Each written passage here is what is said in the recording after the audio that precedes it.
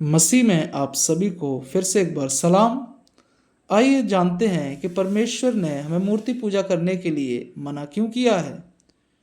परमेश्वर ने अपने लोगों को कहा कि तू अपने लिए मूर्ति खोद के ना बनाना, ना किसी की प्रतिमा बनाना जो आकाश में व पृथ्वी पर व पृथ्वी के जल में है। तो उनको दंडवत ना करना और ना उनकी उपासना करना। परमेश्वर ने मनुष्य को स्पष्ट आज्ञा दी है कि वह उसकी पूजा करे, ना कि कोई बनाई हुई वस्तुओं की।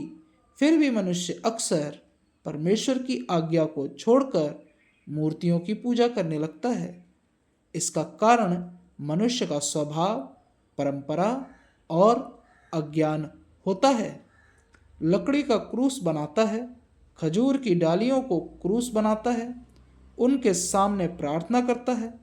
यह अज्ञानता नहीं तो और क्या है। यशायाह 44 वचन 13 से 20 जब पढ़ते हैं, वहाँ हम पाते हैं कुछ इस प्रकार से, बढ़ई सूत लगाकर रखा करता है और रन्नी से काम करता और प्रकार से रेखा खींचता है। वह उसका आकार और मनुष्य की सी सुंदरता बनाता है ताकि लोग उसे घर में रखें।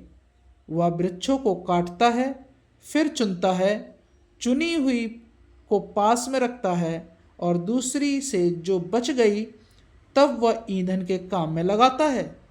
वह उसमें से कुछ सुलगाकर तपाता है, वह उसको जलाकर रोटी बनाता है।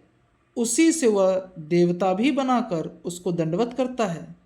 वह मूरत खोदकर उसके ने प्रणाम करता है। उसका एक भाग तो वो आग में जलाता और दूसरा भाग से मांस पकाकर खाता है, और उसके बचे हुए भाग को लेकर वो एक देवता अर्थात एक मूरत खोदकर बनाता है। तब वह उसके सामने प्रणाम और दंडवत करता और उससे प्रार्थना करके कहता है, मुझे बचा ले क्योंकि तू मेरा देवता है। धर्म परिवर्तन करने वालों ने परंपरा नहीं छोड़ी है। वे आज भी दिखाई देने वाली वस्तु की चाह रखते हैं, जबकि बाइबल कहती है यूहन्ना 20 वचन 29 में, धन्य है वे जिन्होंने बिना देखे विश्वास किया। परमेश्वर पत्थर, लकड़ी या सोने में नहीं रहता। वह जीवित है और वह चाहता है कि हम आत्मा से उसकी आराधना करें।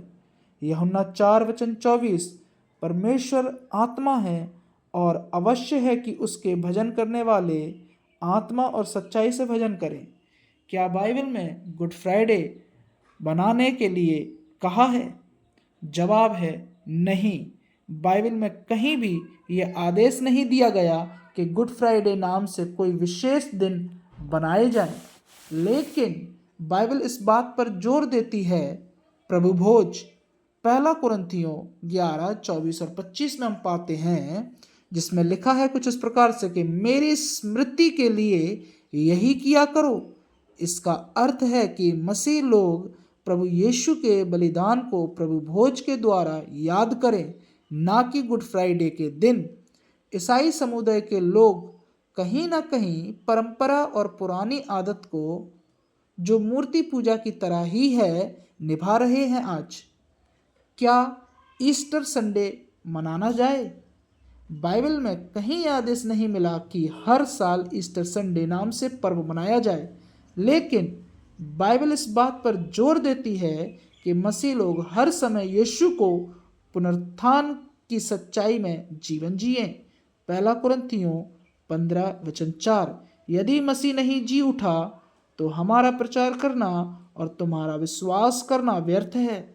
हमारे लिए यीशु मारा गया, गाड़ा गया, तीसरे दिन जी उठा अर्थात पुनरुत्थान विश्वास करना आवश्यक है। क्या क्रिसमस मनाया जाए? नहीं। बाइबल कहीं भी यह आदेश नहीं देती कि क्रिसमस नाम का पर्व हर साल मनाना अवश्य है। बाइबल यह बताती है कि यीशु मसीह का जन्म हुआ, जो संसार के उद्धारकर्ता हैं। लूका 2 वचन 10 और 11, जिसमें इस प्रकार से लिखा है, मत डरो, क्योंकि देखो मैं तुम्हें बड़े आनंद का सुसमाचार सुनाता हूँ। आज दाऊद के नगर में तुम्हारे लिए एक उद्धारकर्ता उत्पन्न हुआ है, जो मसीह प्रभु है। यह यीशु के जन्म का वर्णन है, लेकिन 25 दिसंबर को जन्मदिन मनाने की आज्ञा नहीं दी गई। बाइबल इस बात पर जोर देती है कि किसी विशेष त्योहार पर नहीं, बल्कि हम यीशु को अपने जीवन में स्वीकार करें। यूहन्ना 1:12। जितनों ने उसे ग्रहण किया, उसने उन्हें परमेश्वर की संतान होने का अधिकार दिया। फिर कौन से दिन को परमेश्वर मनाने के लिए बोल रहे हैं? बाइबल के अनुसार परमेश्वर ने एक विशेष दिन को पवित्र मनाने के लिए कहा है, जिसे सब्बत कहा जाता है। उत्पत्ति 2:2-3। परमेश्वर ने 7वें दिन अपने सब काम से विश्राम लिया और उस दिन को आशीष दी और पवित्र ठहराया। परमेश्वर ने आदेश दिया है निर्गमन 20:8-10 में, सब्बत के दिन को स्मरण रखकर उसे पवित्र मनाना। यीशु ने भी सब्बत का महत्व बताया। मरकुस 2:27 में सब्बत मनुष्य के लिए बनाया गया है। कुछ मसीह लोग ये मानते हैं कि यीशु मसीह के क्रूस पर चढ़ने के बाद व्यवस्था यानी कि लॉ समाप्त हो गई, लेकिन बाइबल को ध्यान से देखने पर पता चलता है कि यीशु ने आज्ञाओं को तोड़ा नहीं, बल्कि उन्हें पूरा किया। यीशु ने स्वयं क्या कहा? मत्ती 5:17 में, यह न समझो कि मैं व्यवस्था या भविष्यकर्ताओं की पुस्तक को लोप करने आया हूँ। लोप करने नहीं, परंतु पूरा करने आया हूँ। परमेश्वर की आज्ञा स्थिर है। परमेश्वर की रखी गई नींव स्थिर है। इसीलिए परमेश्वर ने कहा है मत्ती 5:18 में, जब तक आकाश और पृथ्वी टल ना जाए, तब तक व्यवस्था में से एक बिंदु भी बिना पूरे हुए नहीं टलेगा। आज भी कुछ मसीह लोग पाप कर रहे हैं। आप कहेंगे कि मसीह लोग पाप कर रहे हैं। हाँ, ये पाप के ही समान है, क्योंकि वह व्यवस्था का उल्लंघन कर रहे हैं।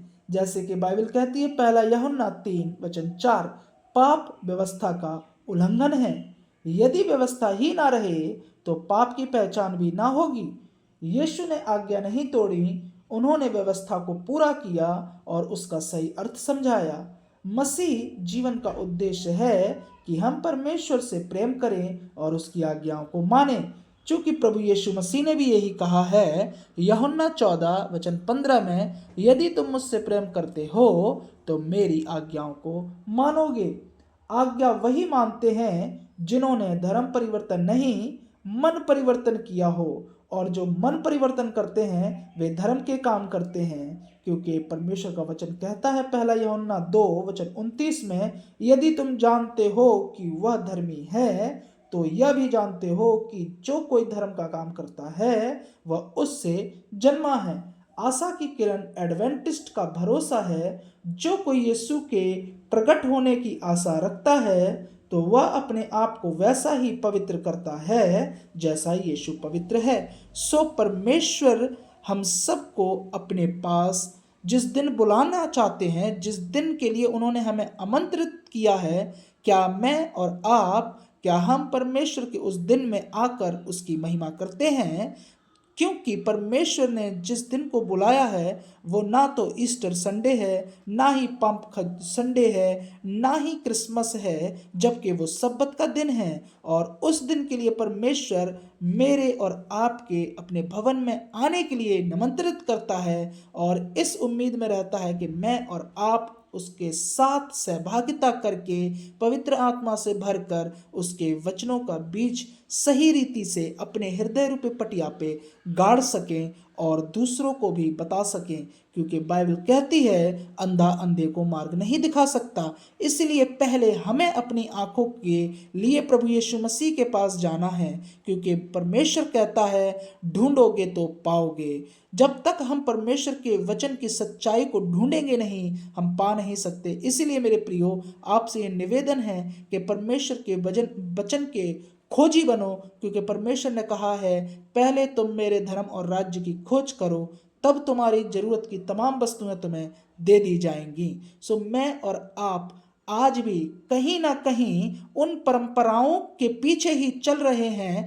पहले हम दिन तारीख और त्योहारों में फंसे थे, आज भी हम दिन तारीख और त्योहारों में ही फंसे हैं, जबकि परमेश्वर के बुलाए जाने वाले दिन को मैं और आप सही रीति से जानते ही नहीं हैं। हमसे कहा तो जाता है कि सब्बत के दिन हम आराधना करने जाते हैं, कि वो सब्बत का दिन शनिवार है, ना कि संडे। मेरे प्रियो, प्रभु यीशु मसीह हमें चाहते हैं कि हम उसकी जैसी चाल चलें, जैसे वो सब्बत के दिन आराधनालय में हुआ करता था, वैसे ही प्रभु चाहते कि मैं और आप भी सब्बत के दिन आराधनालय में पाए जाएं। और हमारे अंदर, अगर हमारे बीच में अगर कोई ऐसी दुष्ट आत्माएं हों जो हमें भरमा रही हैं, वो प्रभु की उपस्थिति में रहकर हमारे जीवनों से दूर जाएं और परमेश्वर के वचन के प्रति हमें ईमानदार और वफादार बनाएं, कि हम प्रभु के वचन में बने रहें, कि जब प्रभु बादलों पे आए तब मैं और आप उसके साथ उठाए जाएं।